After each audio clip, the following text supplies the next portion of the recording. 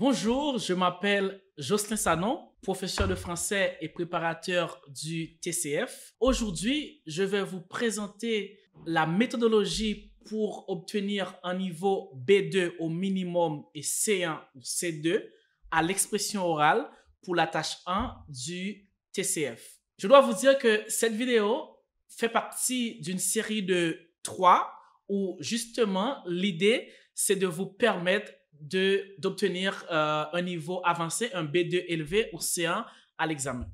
La différence, c'est que avec cette méthodologie, c'est que parfois, une erreur que commettent les candidats, les étudiants, c'est qu'ils se préparent juste pour le niveau B2.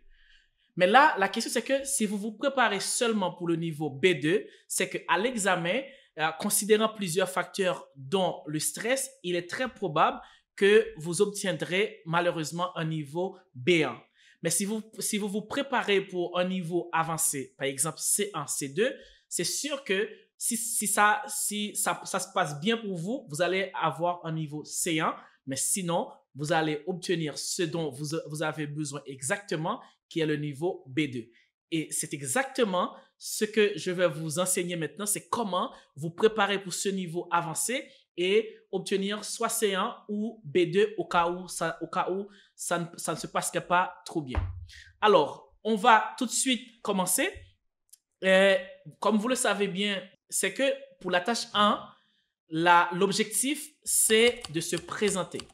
C'est relativement facile, c'est de se présenter et vous avez deux minutes sans préparation. Maintenant, dépendamment de comment vous vous présentez, il se peut que votre présentation soit du niveau A2, B1, ok? Donc là, je vais vous donner des trucs pour que votre présentation soit vraiment une présentation du niveau avancé. Alors, premier point clé, c'est salutation. Vous arrivez, vous saluez, ok? Bonjour monsieur, ou bien si c'est une évaluatrice, bonjour madame, ok? Deuxième point très important, c'est votre nom complet.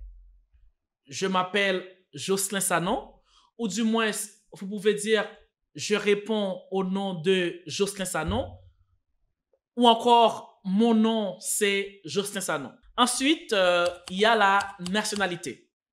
Vous pouvez dire, par exemple, dans mon cas, je suis haïtien, ou du moins, je peux dire, je suis d'Haïti, je viens d'Haïti. Donc, différentes formulations que vous pouvez utiliser.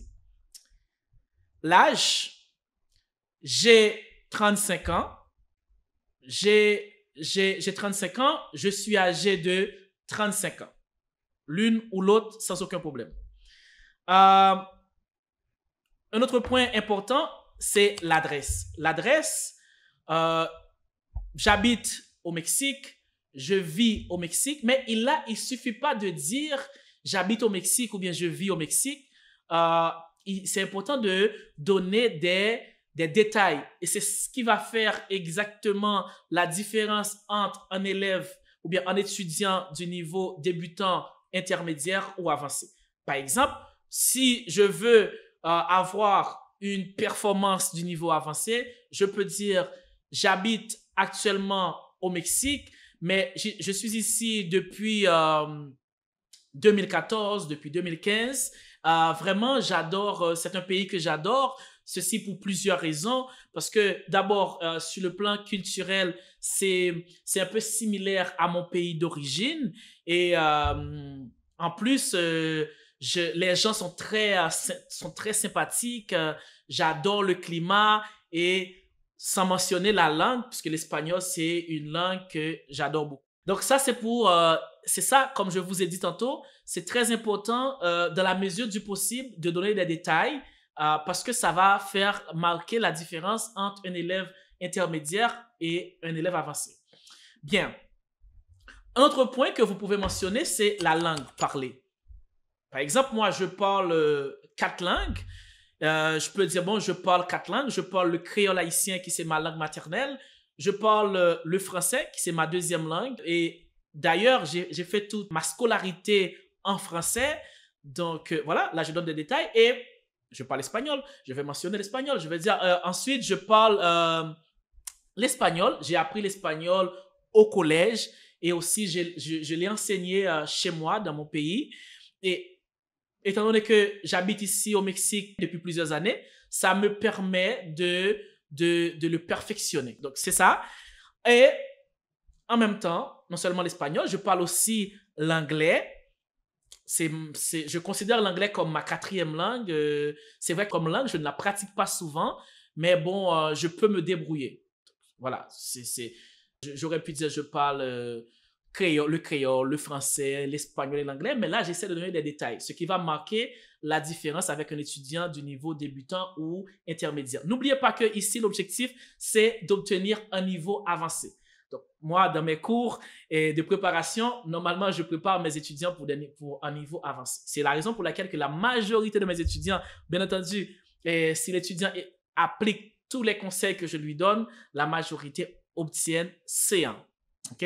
Donc, ça va être la même chose pour vous qui êtes en train de me regarder en ce moment.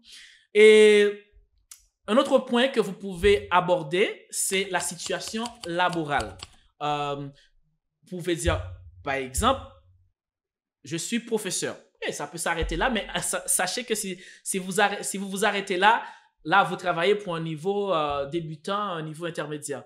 Mais si vous dites, je suis professeur de français, j'ai une quinzaine d'années ou une dizaine d'années depuis que je travaille comme professeur. Vraiment, j'adore enseigner le français. Quand je suis en classe, j'ai eu une très bonne connexion avec mes étudiants et j'adore cette profession. Donc là, vous donnez des détails. OK? Il est un autre point que vous pouvez aborder, c'est loisirs. En termes de loisirs, j'adore lire. C'est pas seulement lire, là je vais ajouter quel type de livre que j'aime lire. J'adore lire, surtout je lis des livres de psychologie, de philosophie, okay, des livres qui parlent des livres scientifiques, etc. Et aussi, j'aime dialoguer. J'aime dialoguer avec des amis sur des sujets sur des différents sujets, soit des sujets qui ont rapport avec la vie, qui ont rapport avec la vie quotidienne, avec la philosophie, avec le français, etc. Donc là, je donne des détails. Par exemple, si votre loisir, c'est-à-dire loisir, c'est hobby, ce que vous aimez faire, votre passe-temps. Si vous aimez faire du vélo, par exemple, vous pouvez dire, OK, j'aime faire du vélo, ou bien j'aime pratiquer le vélo. Bon, là, vous donnez des détails pourquoi vous aimez faire du vélo, pourquoi vous aimez pratiquer le vélo. Vous pouvez dire, bon, j'aime faire du vélo parce que c'est quelque chose que je fais depuis mon enfance. En plus, ça me permet de faire du sport et c'est aussi une activité que je partage avec mes enfants ou bien avec mes amis, puisque la majorité de mes enfants ou bien la majorité de mes amis savent faire du vélo ou bien adorent faire du vélo. C'est une des raisons pour lesquelles je pratique cette activité. C'est 2 minutes, probablement on a déjà fait passer les 2 minutes. Mais l'idée ici, c'est que je vous donne plusieurs options, okay, comment vous pouvez aborder différents points. Et ne vous inquiétez pas, vous commencez à parler. Et quand les 2 minutes arrivent, l'évaluateur ou bien l'évaluatrice va vous couper. Donc, mais l'idée ici, c'est que vous n'êtes pas en panne de mots, vous n'êtes pas en panne d'idées. Donc, vous savez comment aborder cette tâche. Un dernier point, au cas où vous auriez encore du temps, au cas où l'évaluateur ne vous dirait rien. Donc, il y a un autre point que vous pourriez aborder, c'est peut-être vos projets à court terme, à moyen et à long terme. Par exemple, vous pouvez dire, bon, à court terme, je veux améliorer mon français et réussir mon examen du TCF parce que c'est très important pour ma résidence ici et pour ma famille aussi au Québec ou, je ne sais pas, en France, peu importe là où vous retrouvez actuellement.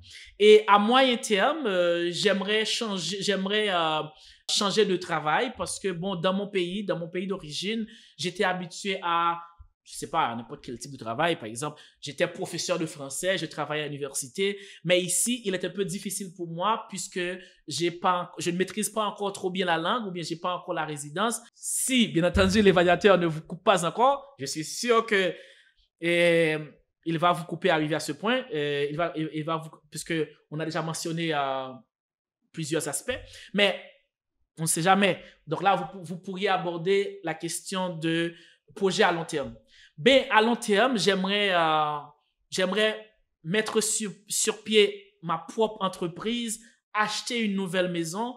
Et parce que, bon, actuellement, je loue, mais je me sens plus confortable que dans ma propre maison. Donc, à long terme, je voudrais acquérir ma propre maison. Voilà.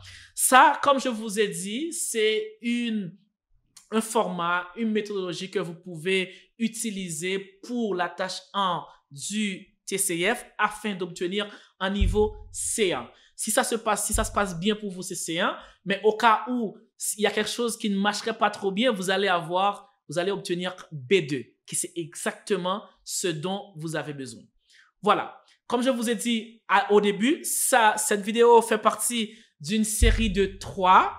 Donc, je vous invite à vous abonner à ma chaîne et rester attentif puisque il va y avoir une deuxième vidéo où je vais vous expliquer la deuxième tâche. Merci et j'espère que cette vidéo vous a servi. À très bientôt.